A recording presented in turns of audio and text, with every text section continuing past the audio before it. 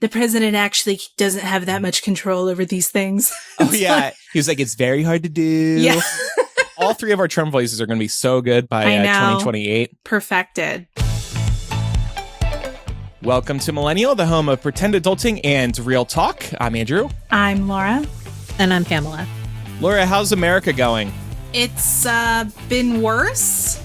Oh, but okay. Well, that's good. But it's also been way better than what it is right now. So I hate to, rain on your parade. But the century of January is over. So I think we can take that as a win. Yeah, it is funny because normally I think people hate January because post-Christmas, post-holiday blues, winter weather. And this year, I'd never seen so many comments from people about, oh, thank God January is over. Yeah. Yeah. Felt like an eternity. It did, and yet it felt also like it went really fast.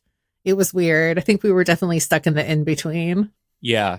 We're going to talk about some of the biggest happenings of Trump's first 100 days in office, because of course we know the first 100 days is historically the most productive of any new administration.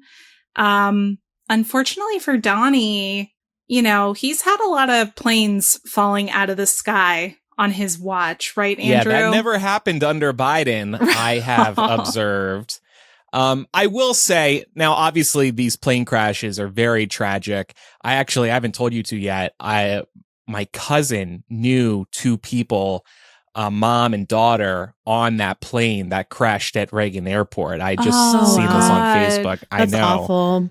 But there's been, maybe playfully, maybe not, the blame game going around. Of course, blaming DEI is absolutely ridiculous, and Trump came out of the gate blaming everyone but himself. But my maybe hot take on this is that this is actually everybody's fault. It's not Biden's fault. It's not Trump's fault. People are trying to point fingers. It's broadly the faults of many pillars of America right now. Flight traffic control has been understaffed for a while now. The New York Times did a whole report on this back in December 2023. We need more air traffic controllers in this country. The Reagan airspace has always been very crowded. There's just a lot of blame to be passed around right now. So I hate all this talk about, oh, it's Biden's fault. It's Trump's fault. No, it's much larger than that. Though I will say it is fun to blame Trump because it is interesting that this happened and this other plane crash in the Philadelphia area happened within basically the first 10 days of him taking office. And after he was firing all these people, including at the FAA. Right. Yeah. This is the wrong time to be firing people from the Federal Aviation Administration. Especially considering, you're right, Andrew, there have been concerns about flight in this country since before Trump was re-inaugurated. Jesus Christ. Mm-hmm. Before he came in on January 20th. I mean, let's not forget that last year, Boeing planes were just falling apart mid-flight. Yeah, and this was something we were all concerned about. But I will say, air traffic controllers, they're already understaffed. We know in the case of the crash at Reagan that there was only one air traffic controller working. And that was a position where they needed at least two people. And I don't think it exactly helps morale for the air traffic controllers that we have left to say that they're all DEI hires who are not qualified to be doing the jobs they're doing. That's not exactly helpful in this instance. So I do blame Trump. For that. And honestly, he could be using this time to actually take action on this issue that, again, started before he got back into office. I will say he definitely did some things in his first term to kind of grease the wheels for this kind of situation, but it's not just him. That said, he's the commander-in-chief. He could actually be doing something to address this, but instead he is working overtime to make sure nobody blames him. Right. That's not a leader. haven't they also been on the brink of strike as well? I think we covered that on the show. So you're right. It's an ongoing issue that is not being aided and abetted by some of these crazy cuts he's trying to make overall. And it is a reminder that various departments across government need to be fully staffed. And this is what happens. This is what could happen when you start cutting jobs in these high levels of government. And then also, I think it needs to be like, you know, like the flight industry really needs to be regulated. We've also talked before about how many times this country has bailed out airlines. And so the fact that, you know, clearly people at the top are sitting pretty probably doesn't look good either. A lot of that money could be trickling down to help bring in more people to assist in areas that are understaffed as well. Yeah. Totally. And just a reminder to people, in case you need to hear it, flying is still the safest form of transportation. It's, you know, we don't do a lot of things right here in America, but we do have flight safety down. This, of course, is going to happen from time to time, but very rarely, very, very, very rarely does this happen. I don't know about you two, but this doesn't scare me off from flying. It's unfortunately a reality that is going to come up a few times in our lives, flight crashes in this country. But you just have to remember, it is the safest form of transportation, period. Yeah, I mean, assuming that all of these agencies are being regulated appropriately, I just don't know what to expect out of the FAA. And that's the issue moving forward, you know. We've also, again, talked about how a lot of the FAA rules and regulations haven't been updated since the 90s. All right, you two. I have a flight to England in 100 days, okay? I'm trying to make sure. It's the safest form of travel, I'm trying to. Yeah, no, you're going to be totally myself. fine. Nothing's going to happen. It's going to be perfect. It'll be the best flight stop bringing ever. up real life facts to make you feel better. I'm the eternal optimist on this show. But you're right. I mean, like, to that point, though, to make you feel better, I did think that it was very sweet that you saw a lot of pilots getting on and assuring people that the flight crew and the pilots are going to do their best job to get them safely to their destination. I have 2 family members that are flight attendants as well. I have full faith in the company they fly for, and, you know, the staff and the flight crew that they work with as well. So, yeah. I mean, I'm not like losing sleep over them, and they fly way more than Andrew does. So I'm sure you'll be fine in 100 days. Yes. Okay. That's all I wanted to hear. Every week. So Right. Well, Andrew, when you touch down, if you want to just send us confirmation. Right. Just say, I made it safe. I did see a funny post about that the other day. Somebody on Threads was like, you know what? Maybe the people who clap when planes land do have the right idea. I'm one of those people that hates when people clap on board when the flight lands. That actually happened to me when I landed in Puerto Rico last month. It's so tacky to me, but maybe they are onto something. Yeah. Do you two ever clap? Funny. I think I will if like everybody in my row is clapping, because then I feel weird. Like, you don't want to be left out. But I'm not going to be like the clap starter. Okay. My stepmom did say that if you want to be like an especially kind individual, that you could start bringing little gifts to the flight attendants.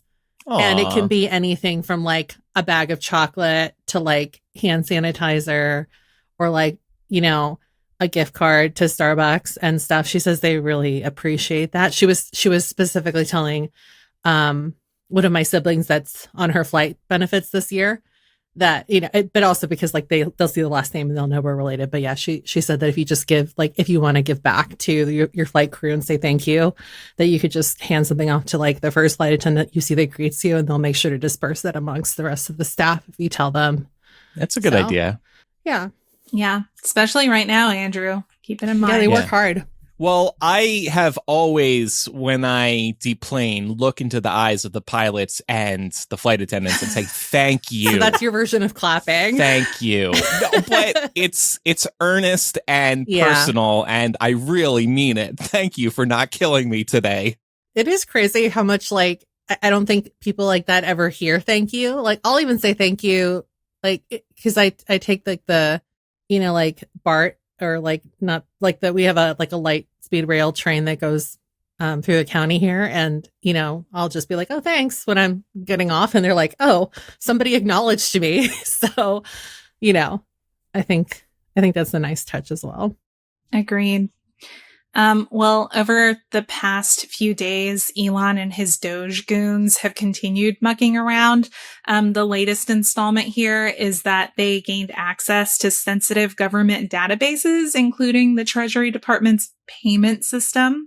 Not sure how much reporting y'all have seen on this, but that payment system is how millions of Americans receive federal benefits, as well as things like Social Security payments and, your tax refund, which I know many of us are looking forward to here over the next couple of months. But ultimately what this means is that Elon and a bunch of literal teenage hackers have access to millions upon millions of Americans, personal, sensitive, private information.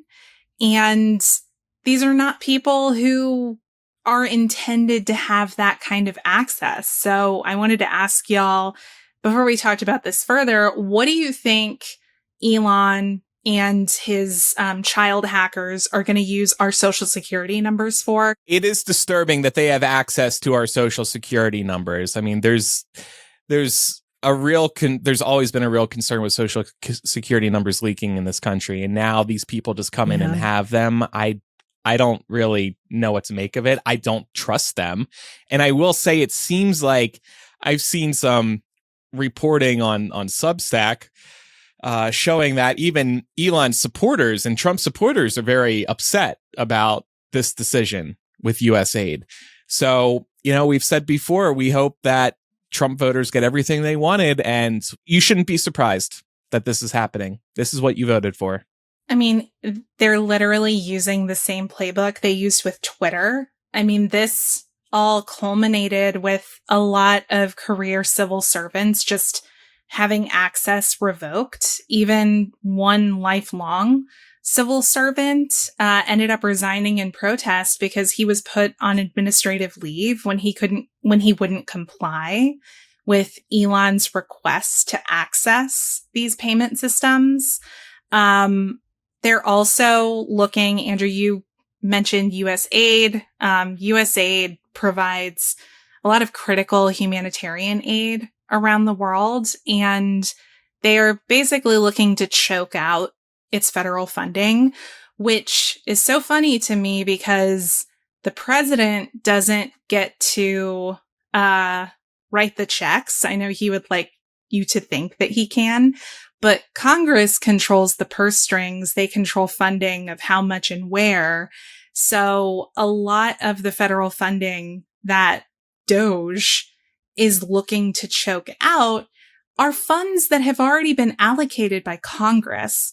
So there are already a number of legal challenges that are being mounted against this, and we'll just have to wait and see how it pans out. But at any rate, the truth stands that these chucklefucks have access to all of our information.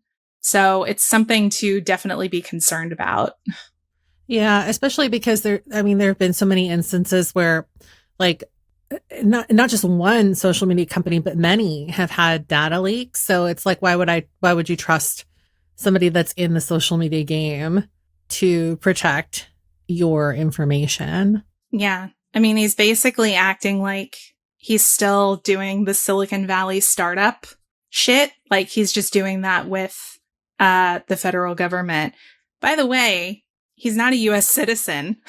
So I think that's also a layer that's worth pointing out. Like we're vilifying and demonizing people for being here who aren't citizens, but he and Trump have basically been named like Elon's been named a special government employee that gives him kind of like a fast track of access to a lot of things that he would normally need security clearance for. It's really wild. Did y'all also hear that little Marco Rubio was on a trip around Central America trying to espouse the virtues of Trump's immigration plans. How did that go? Well, I thought it was interesting. One country he visited was El Salvador, and the Salvadoran president made what little Marco called, quote, the most unprecedented and extraordinary migratory agreement anywhere in the world. What was that offer, you may ask? The offer is for El Salvador to hold American prisoners in its jails, and that includes prisoners who are American citizens or permanent residents. So, Andrew, I just wanted to give you a heads up. You might want to bone up on your Spanish. We talked on After Dark, I think, a couple weeks ago about how I avoided Spanish. Yeah, so in other words, they're outsourcing our prisons. Well, they say they're going to. I think this is more rhetoric intended to flood the zone. I'm sure you've been hearing a lot of people using that phrase recently. It's a Steve Bannon favorite. And it's basically the tactic they use to stir up outrage and create a lot of noise and a lot of churn. They know that they're going to get legal contests against a lot of this. And it's really going to be on what it is they're actually doing underneath the current. Again, like, this rhetoric is terrifying. Like, suggesting that the United States should house its criminals in another country. But that's like the whole thing with Guantanamo, right? They put it in a different country so that they could do things that are not legal in the US. Uh-huh. Let's just call a spade here, right? And also, like, I know it's kind of weird. Like, I know Bukele, who's the president of El Salvador, he's like, he's been in the headlines for quite a number of years now for building all these prisoners and really like cleaning up the streets and putting all these really violent people behind bars. But it's crazy because on one hand, like, has crime gone down in El Salvador? Yes. But on the other hand, I don't know if like mass sweeps necessarily are always the fairest way to go about it, because undoubtedly you're going to get people in there that aren't supposed to be in there, right? So then you're thinking about putting Americans in there as well. Yeah. With like supposedly like the most violent criminals. Right. From like El Salvador. Yeah, like MS-13 and then, like, for gang what members. crimes? Yeah, exactly. Yeah. Is it like petty crime only? Is it like, you know, something else? I don't know. There's a lot of questions here, but ultimately it's terrifying. Like, the idea of this is really scary. Yeah. That you could just be like exported. Yeah. But hey, I have some updates that are going to make everyone feel better. Remember those tariffs, the 25% tariffs we were supposed to be putting on Mexico and Canada? It's over, baby. Trump saved us from the tariffs. Trump saved us from his own tariffs. Yeah. Sweet. He's so smart. In fact, he has the best brain. I think we all have to observe that at this point. That he went and he arm wrestled with President Steinbaum and Prime Minister Trudeau and really forced them to make some serious commitments to how they were going to bolster border protections to stop fentanyl from flowing over our borders. But unfortunately for him, these were already agreements and commitments that Canada and Mexico had made pre-2025. So that's a really convenient part of the tariffs narrative that is being left out. Trump negotiated these great deals, and that's why we don't have to have tariffs. No, he and his advisors saw the writing on the wall about the fucking tariffs and decided to find a quick way to make it all go away. Now, that's not to say that he's not going to try it with the tariffs again. I think he said we'll revisit in a month. So I guess we'll be on tariff watch again next month. Yeah. Jesus. Which is, you know, it's just like TikTok watch. That current deal is going to be expiring soon. But yeah, to your point about Trump and his team knowing that they were in trouble with the tariffs, Trump even posted over the weekend, there's going to be some short-term pain for everybody, but it's going to be worth it, or maybe not. I'm like, okay, there's definitely going to be pain if you're warning people that there's going to be pain. it's crazy that he was talking about these tariffs when the thing he won on was lowering prices. That's a big reason why people switched from Biden/Kamala to Trump. They were tired of the prices going up. Well, and it was funny because after the election, before he even took office, he was like, oh, sorry, guys. The president actually doesn't have that much control over these things. Oh, yeah. He was like, it's very hard to do. Yeah. All three of our Trump voices are going to be so good by 2028. Perfected. Yeah. Perfected. Actually, I want to give a shout out to Brittany, who is calling this out in the Discord. And this was another hilarious thing.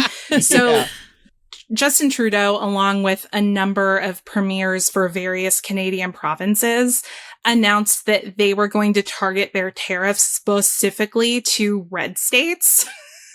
And of course, I live in a red state. So while, I don't love it for myself, I do love it for the message that it sends. And, I volunteer as tribute. If Trump ever starts pulling this tariff shit again, keep throwing the red states under the bus, baby. I think that works. I mean, that's part of the reason why I'm just like, you know what? Stop dangling the tariffs in our faces and just fucking do it. Because, like, isn't that what half this country voted for? Honestly, do I want to pay more for stuff? No, but it's like, if this is what it takes for people to understand how tariffs actually work in this country, just go for it. And wouldn't it be fun to buy those Trump I did that sticker? Oh, yeah. And put them pack all of them, over put everything. Them everywhere. Oh, I would so do that. I would film it for Millennial listeners, our pals. But I'm Maybe glad that's the Patreon gift for this year. Oh, yeah. Like we make our own. Yeah.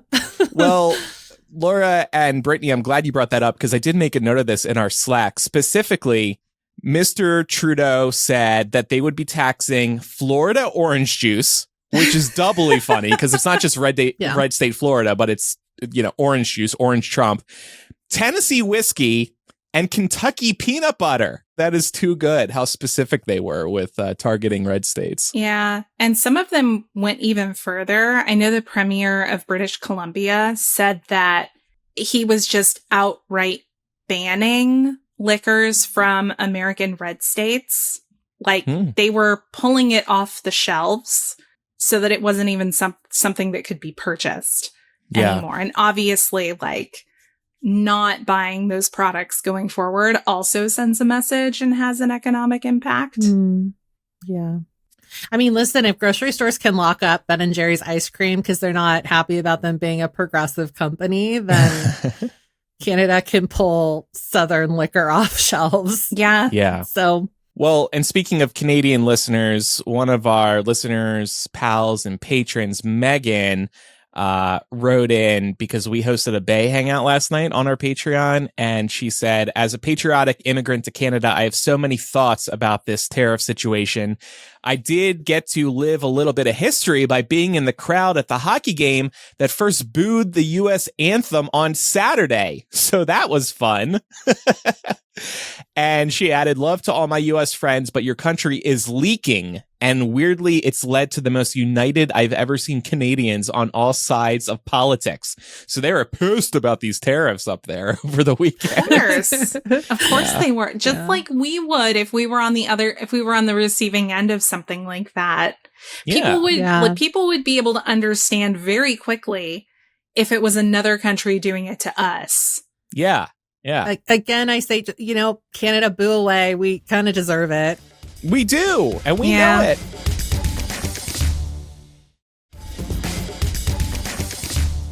Speaking of Trump and him screwing things up, we've been talking about price increases, and we thought we should check in on the price of eggs because that's something that he was campaigning on, lowering the prices of eggs. We remember J.D. Vance was standing in front of eggs during the campaign and being like, can you believe these prices?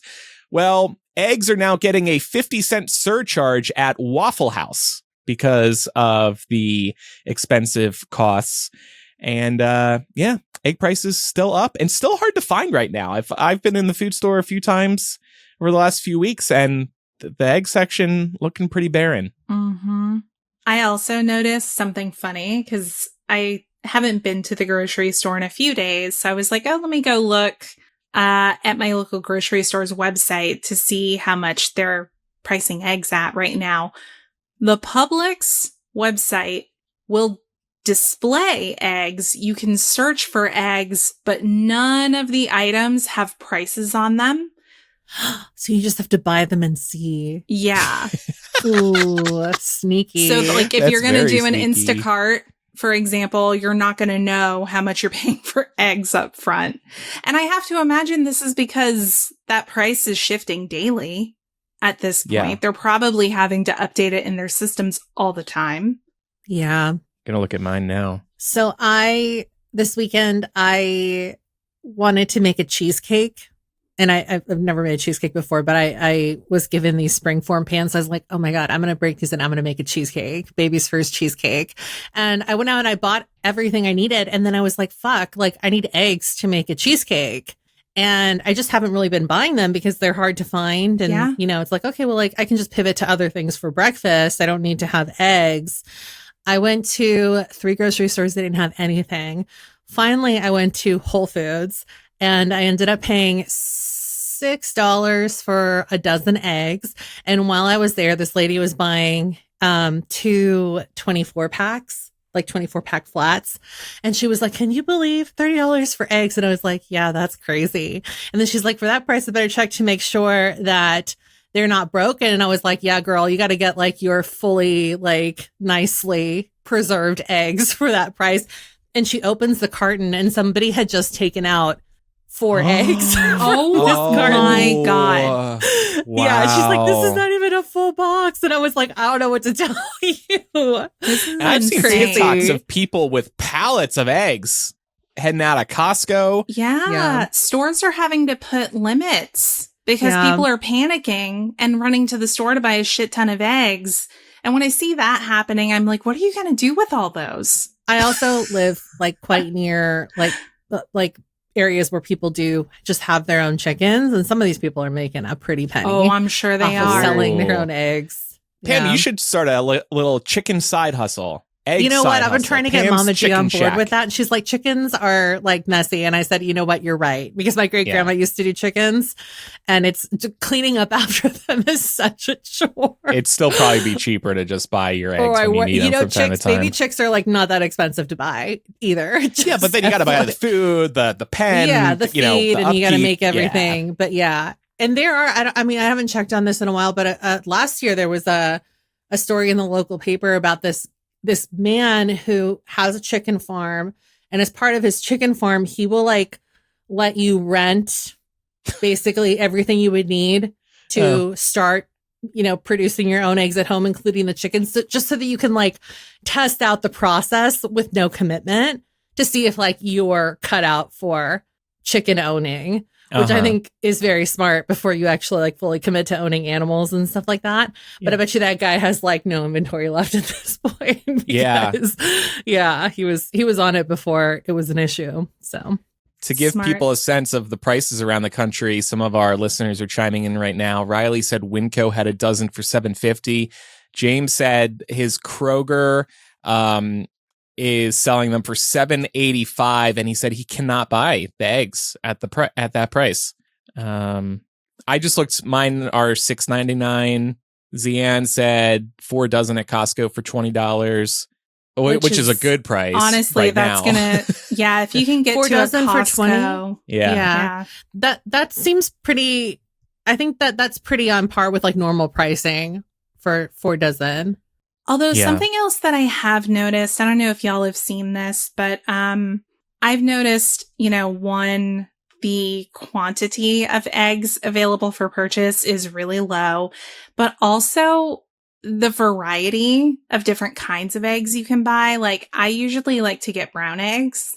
And what's the difference? Like, is it just a preference, or I've always wondered? Yeah, I don't know what it is. Like that's just always been my preference. I feel like they taste a little fresher, in my opinion. But I've noticed that there seems to only be like the standard grocery store branded carton, whether you go to Publix, Kroger, Walmart, whatever, of the white eggs. And so like if you are someone who likes to buy like Eggland's Best or something that's like free range, you're probably not going to find those things as easily. And if you do, they're going to be really expensive. Yeah. So so when I bought them this weekend, I did buy free range local eggs. But again, it's because I don't live too far away from what I consider to be like farm country up here in California, Northern California. So they had just more variety at the Whole Foods, my local Whole Foods, because they source locally. But there were still a lot of different options, like in addition to just like free range, they also had like fertilized free range, which I was like, that kind of sounds scary. I don't want to like open up an egg and like have like a half fertilized embryo in here. I don't know if that's how it works, but in my head, it kind of sounded like it would. But there were almost like too many options to like really understand like what is what. And I just ended up going with just like the normal local free range eggs. Yeah. Because I didn't understand half the words that were on the carton, to be honest with you. Yeah. Apparently it's pretty complex and I didn't realize this, but somewhat in response to your question, Pam, Brittany is pointing out that Silvaniqua Farms on social media is amazing. He's a chicken farmer. He explained that the chickens that lay white eggs have a higher egg cycle than chickens that lay brown eggs. I don't know if that actually affects the flavor, but maybe. Well, I guess we'll leave our egg watch there for now. Egg watch 2025. Yeah. We should bring on a guest that just teaches us how to raise our own chickens so we can have like, our own eggs. Honestly, a farming or a gardening expert. Yeah, I think that would be a great idea. Actually, that is a good idea too, because like the price of avocados might be going up. Right. So, shit, I need to get that avocado tree. Yo, I was thinking about that too. From fast you guys are in good like zones to grow avocados too, because it gets warm over there. Mm-hmm. Yeah, all right. I need to take a look at that. All right. Well, we're going to take a break, order our avocado trees, and when we come back, we're going to talk about morning routines, self-help, and Mel Robbins. We'll be right back.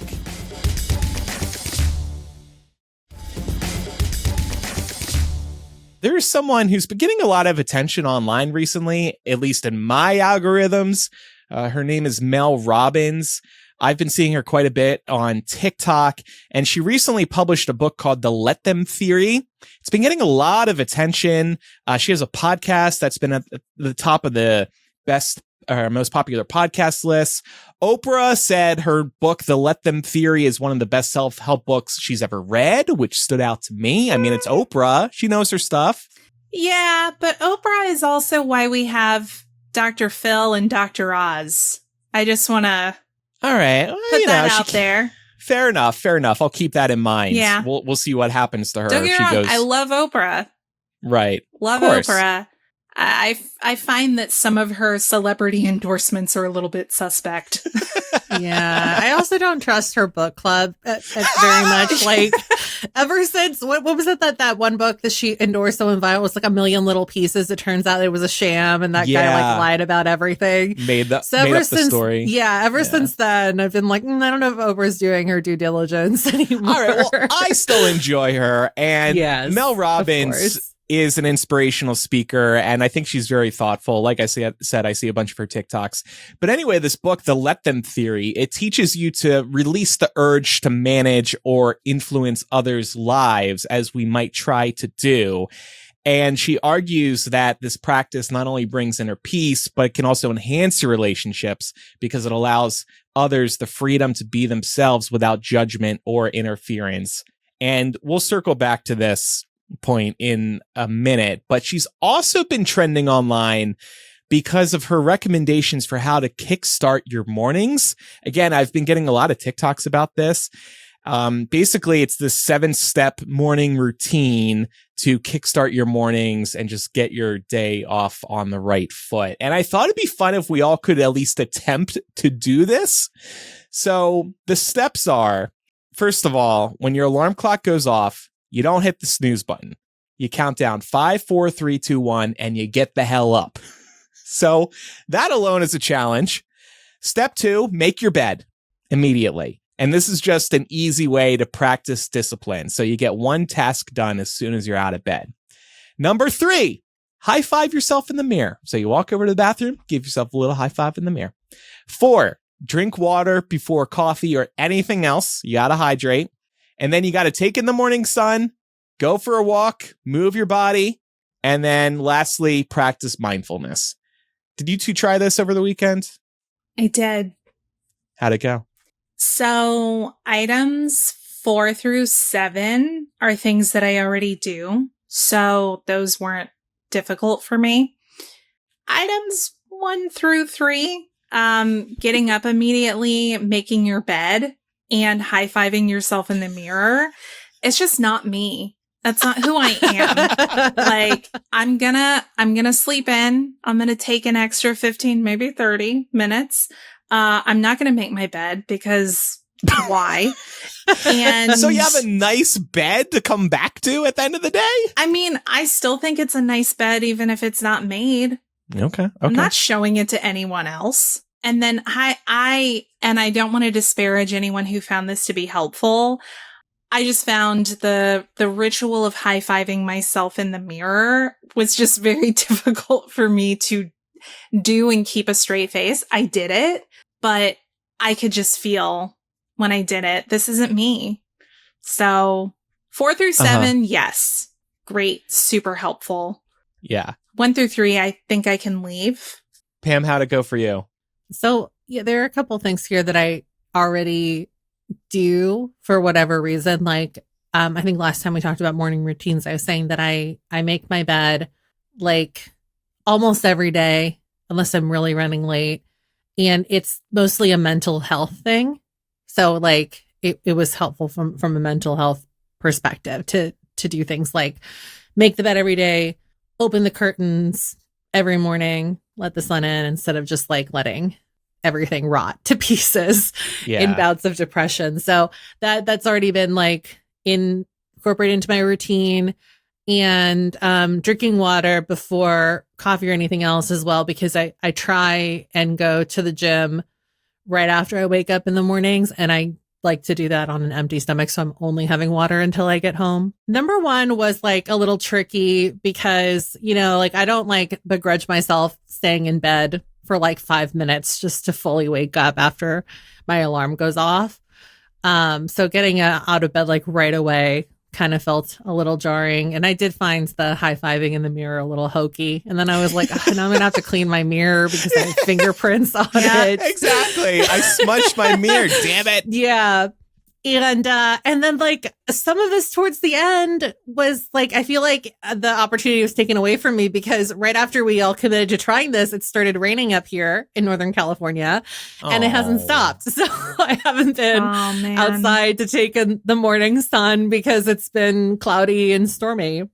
But okay, I could see how that would help. I mean, like, just honestly, just getting back in the habit of going to the gym in the morning for me has, since the beginning of the year, has been super helpful. So like the body movement thing, that's very real, instead of just like, you know, even like stretching, like taking 5-10 minutes to stretch in the morning right after you get up is really helpful for mobility and staying sprightly. Yeah. So I just attempted to do this morning. The tricky part for me was waking up and remembering to do this. And I had just happened to remember this morning. I get maybe because it's our recording day. But I was able to get up immediately without hitting snooze. I think in a way it wasn't totally fair because I had already started waking up, like Pat gets up, starts moving around before me. So that was almost like a natural alarm clock that gave me like 20 minutes to be ready to get out of bed. But that is typically hard for me. I'm typically hitting snooze a couple of times. Making your bed, I'm a bit of a neat freak, so that's easy for me to do. I don't normally do it though. So I see what she's saying though about making your bed first and foremost. It's just an easy little win first thing in the morning. High-fiving yourself in the mirror, agree it's tacky, but it's a self-affirmation. It's kind of a nice way to start the day. It's like, I can do this. You got this. You're worth it.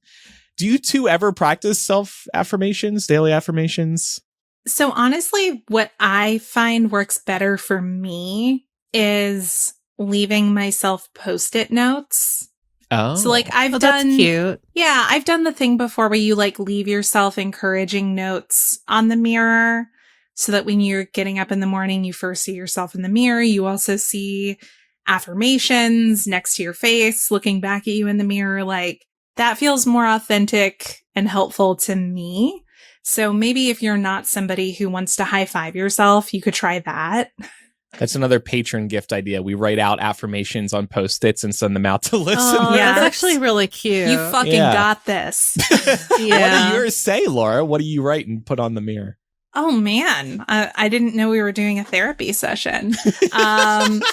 Usually, like, it's usually stuff like reminders about the things that I can and can't control and keeping that in perspective. And also reminders about, like, make sure to fill up your water bottle this many times today or something like that. Like, anything that contributes to self-care in my day-to-day habits. So you're too good to make the bed. Is that one of them? Yeah, honestly, I haven't written that one, but I should. 'Cause, like, so here's the thing. And I think that's a matter of, like, figuring out what works for you and whoever you live with. So, like, if Mark came to me tomorrow and was like, I hate that we don't make the bed in the morning, I would be like, okay, let's come up with a plan to make sure that, like, whoever gets up last makes the bed. Yeah. But that's never been an issue. Yeah. And so since it doesn't bother either of us that I know of, I see no reason to change it. No, that's fine. I'm just messing with you. Speaking of what works for me, this whole drinking water before coffee or anything else. Look, I will drink water at the same time as I drink coffee. And while I'm brewing my coffee, I will have a couple sips of water. But this idea of having water for like a full hour or two before you even have coffee, which studies say is the best way for the caffeine to be effective, I'm not doing that. Nah. The best part of waking up is Folgers in my cup. I want coffee immediately, not Folgers. I'm not going to wait around for an hour or two. That is the reason I feel motivated in the morning. I look forward to it in the morning. And like you said, Laura, it works for me, Mel Robbins. And then taking in the morning sun or going for a walk, I do that. I just don't do it before starting work for the day. And that is something I could maybe work a little more towards doing, especially during the summer when it gets very hot here. I try to take Brooklyn out earlier, but I still don't take him out during the summer before working. So that's something maybe I should try this summer, because I do feel the effects of a walk morning, afternoon, night. I feel better after doing it once I get back to the house. So it would be a really nice way to kickstart the day. It's just, I'd rather sit with my coffee for a little while before actually properly getting moving.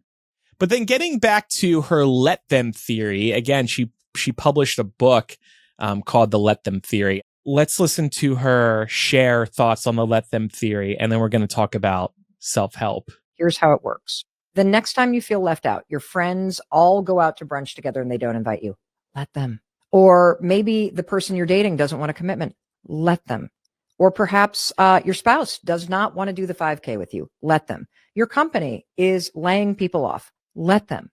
You spend so much time and energy trying to control other people and getting emotionally worked up about things that are beyond your control. You can tap into peace and true control if you let them be themselves. And here's the other thing.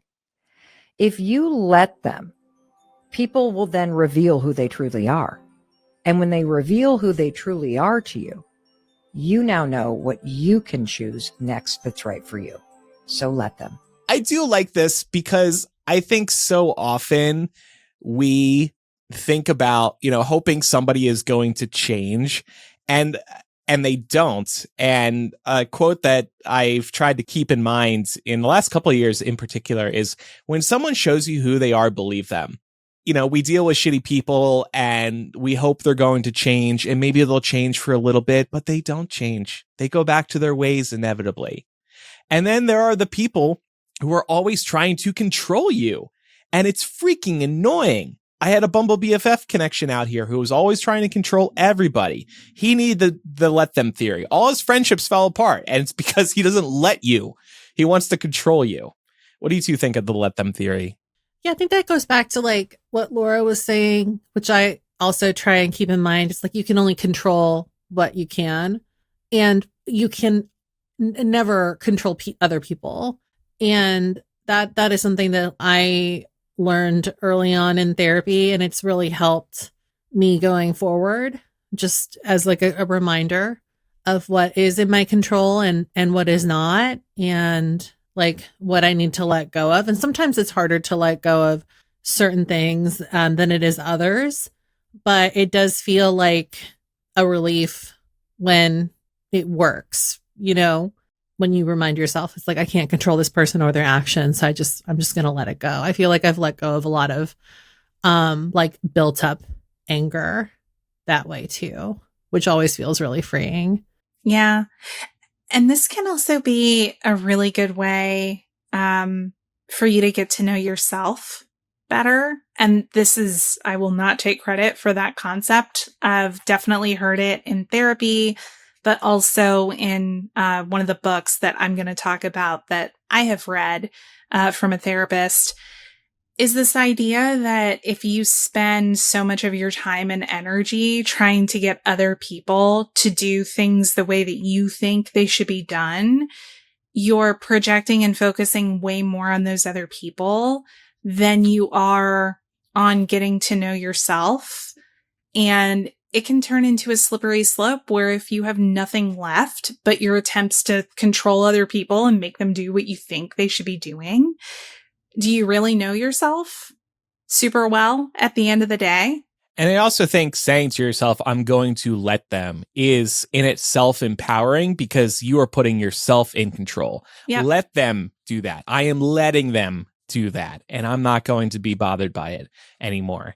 And they can fall on their own sword.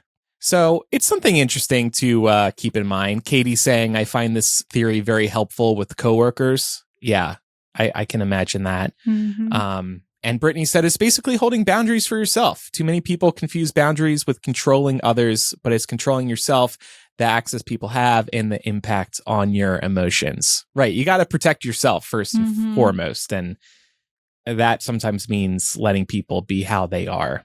So speaking of self-help, I know the three of us haven't read the Let Them theory, but we thought it'd be good to share some self-help book recommendations. And these are actually going to serve as this week's end of show recs as well. So I've read a few over the years. It's interesting to me because sometimes you hear people say, why would you read a self-help book? I mean, that's just silly. And I always think of the George Carlin quote. He said, if you're looking for self-help, why would you read a book written by somebody else? That's not self-help. That's help. There's no such thing as self-help. If you did it yourself, you didn't need help. Try to pay attention to the language we've all agreed on. But this book I read a long time ago has stuck with me. It's called The 4-Hour Work Week. Lauren, Pam, did you know I actually only work 4 hours a week? And it's thanks to this book. Wow. That's impressive. Wow. I feel like so is your only working time when you're on the shows? Exactly. Yeah. Have you seen me working any other time? No, definitely not. You don't do anything else. So this book is by Tim Ferriss, and my main memory about this book is that it just encourages you to delegate all your other work out to other people. But it also talks about the new rich. And the point he makes is being rich is not just about money. It is about time and mobility. And you see this on the cover. You see somebody in a hammock surrounded by palm trees. And that's something I've tried to keep in mind over the years. I've been lucky to not just work from home, but if I want to work while traveling, I can do that. And it does make you happier. It makes me happier. I love workations. And that's something that this book gets into. Delegating, that can be pretty hard. I mean, you got to be like a high level manager or in a senior position to maybe be able to do that. Or basically just be the boss. Laura, you seem skeptical here. I don't like the insinuation that delegating in this sense means passing off all of your work to other people to do for you. I don't think that's effective delegation. Yeah, that's fair. And that's all I'll say. The other book I wanted to recommend is The Subtle Art of Not Giving a Fuck. This is by Mark Manson.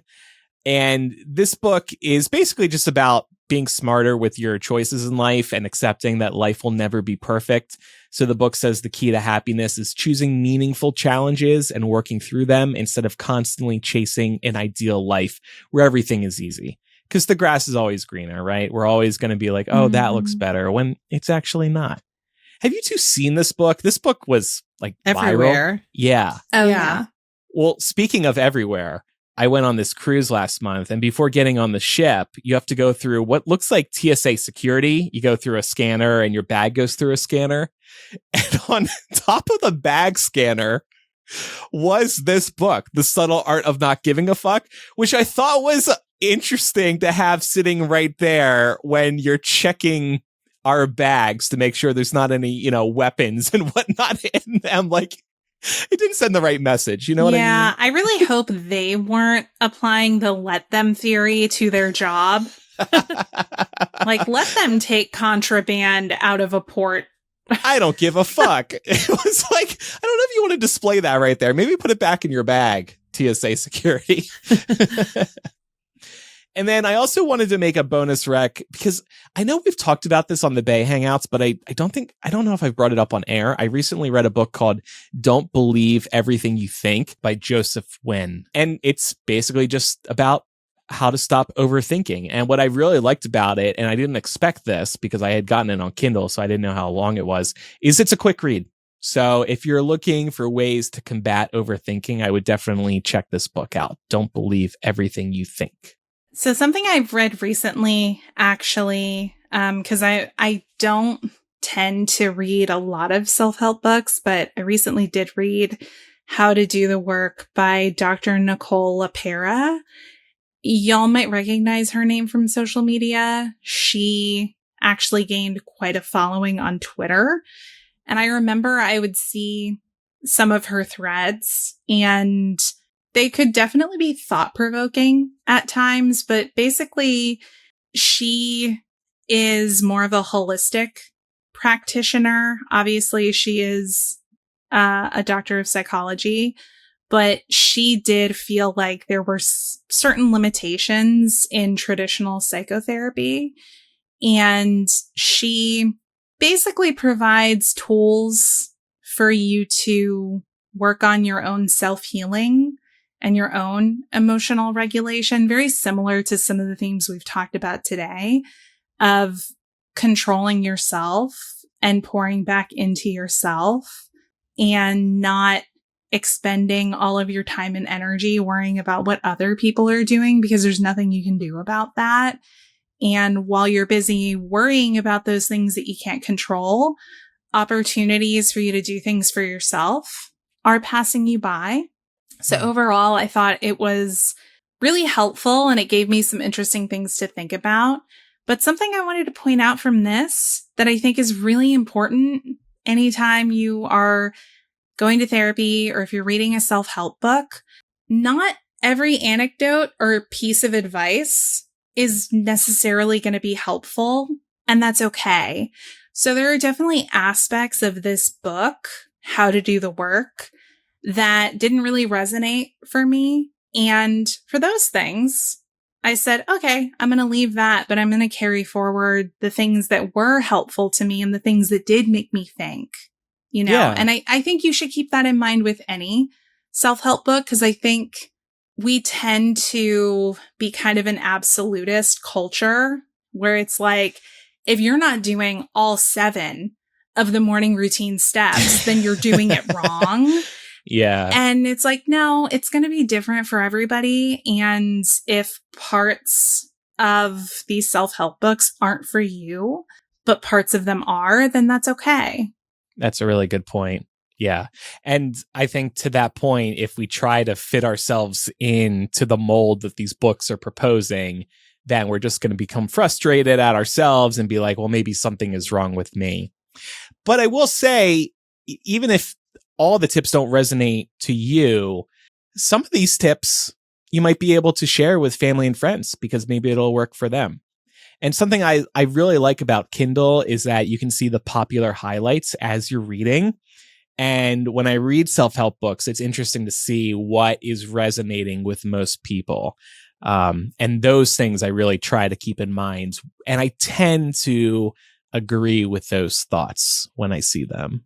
How about you, Pam? What's moved you or helped you? So I wanted to take a minute to recommend Reasons to Stay Alive and Notes on a Nervous Planet, which are both by Matt Haig. They are self-help books, but they're more like memoir-based self-help. So I found that that was easier to digest. And also the way that Matt Haig writes is very like short form anecdotal, in addition to offering up some tips here and there in like list form. And so it was just, both of these books were very easy to digest. They don't take too long to read, offer up some really nice food for thought. I think that the reason that I ended up gravitating towards both of these is that because they deal with depression and anxiety, it did help me feel less alone and less like I was like experiencing something that nobody else understood. And so I think that sometimes that is helpful for people to just like read about somebody that's going through the same experience that has like made it through to the other side. It offers a little bit more hope than just like, do this. This is step 1. This is step 2. This is step 3. So yeah, if you're just looking for something short form, I would recommend either of these. The first one deals with, like he talks about his own experience with battling depression, and it can be pretty heavy. So I would just make sure you're in the right mental state to like receive that information. And then the second one is more about figuring out like when and how to tune out and turn off when we're living in a society where like, you know, like there's just like this whirlwind of like social media and news that is like constantly bombarding our brains. That can also lead to anxiety in different ways because of just like the sheer amount of information. So I found that really helpful as well, just in terms of like reminding myself that it's okay to turn off when it's like when that is making me feel anxious as well. So yeah. That sounds really helpful. I know at least a couple of people who I think would really benefit from these books. And Pam, you had mentioned that there's shorter reads. I really like to hear that too. I mentioned mine was as well. Because I think sometimes if you consider the idea of diving into a self-help book, it might feel daunting because you're committing to a whole book. But if people know it's a quick read, that's a lot more palatable to people. Like I said, I was pleasantly surprised that this overthinking book was a quick read. And it's just basically packed with info. It's all killer, no filler. And so you get through it quick. And it's easy to reread every, let's say, 6 months to keep in mind the lessons that you learn in this book. Yeah. And I will like with like stuff like this, I like to work with physical copies. So I'll underline and I'll go back to see if like things like that still resonate. I think that's really helpful too. A lot of these books too, you can usually find used because people tend to buy self-help books and then they donate them after they're done helping themselves. So yeah, I would recommend getting your hands on a physical copy and, you know, if you feel like it's going to help you and just underlining or bookmarking certain pages that you want to go back to. Yeah. Cool. Well, listeners, let us know what self-help books you have really enjoyed over the years. Zian said no recommendations for Marie Kondo. I mean, everybody knows her. She went viral on Netflix. And I don't make my bed, so it just doesn't feel like Laura, the right you love mess, fit for me. just like Marie. Yeah, exactly. Do you look at things and ask yourself if they bring you joy or not? No, not usually. How do you decide to get rid of things then? Have I used/worn this in the last year? And if the answer is no, that means it hasn't brought you joy. Okay, yeah, I guess. Does anything bring us joy right now? I'm going to order that avocado plant. That's going to bring me joy. But no. Yeah, you're going to England. Yeah. That's going to bring you joy. Well, according to you two, I'm going to crash. So I guess it's not bringing me joy anymore. We never said that. We never said those words. You just said there's a higher chance now than there was when Biden was never saying that either. No. That's what I read in between the lines. I think you heard what you wanted to hear. I was trying to be optimistic and y'all were like, I don't know if it's so safe anymore. Pam, what's coming up in After Dark this week? We're going to talk about gossiping. And I know we usually gossip in After Dark, but we're specifically going to talk about gossip, like the act of gossiping and why we like to gossip or maybe why we don't. And also maybe talk about any time in which we've gotten in trouble because we've been caught gossiping. And also, I think that we'll end on a nice note and maybe give you all some tips about how to get out of gossiping if you're worried about getting dragged into drama at work or in friend groups, things like that. So it should be a fun discussion. Yeah, I know we're also going to share how gossiping on this show has hurt us over the years, too. Yes, yes. Well, you can become our favorite pal by heading over to patreon.com/millennial and signing up to support us. Once you do that, you'll be able to listen to our weekly gossip sessions known as After Dark in your favorite podcast app. You'll also be able to hang out with us on Zoom. You'll get ad-free episodes. You'll hear old episodes of Smart Mouths. Just posted Smart Mouths episode 6 earlier today. You can also listen to recordings of us calling each other monthly, unexpectedly. We call this roll call. And once a month, we're calling each other and being like, hey, what's up? And just bothering each other. It's kind of harkens back to the early days of podcasting. That's what inspired us. So check that out as well. Patreon offers 7-day free trials and annual subscription discounts. If you're an Apple Podcast user and you'd rather support us that way, you can get After Dark and ad-free episodes by tapping into the show and signing up for Mega Millennial. So our self-help books were our recommendations this week. A couple other reminders for the pals. You can visit shop.millennialshow.com to pick up official Millennial swag. It's a great new way to support us and show off that you are Millennial AF. You can follow the show in your favorite podcast app or YouTube, and please do leave us a review. You can also leave comments wherever you follow us or email millennialshow@gmail.com. Millennialshow.com is where you'll find links to all of our various social media platforms and also notes on what we've discussed today. After Dark starts in a moment for patrons and Apple Podcast subscribers. Thanks, everybody, for listening. I'm Andrew. I'm Laura. And I'm Pamela. Let them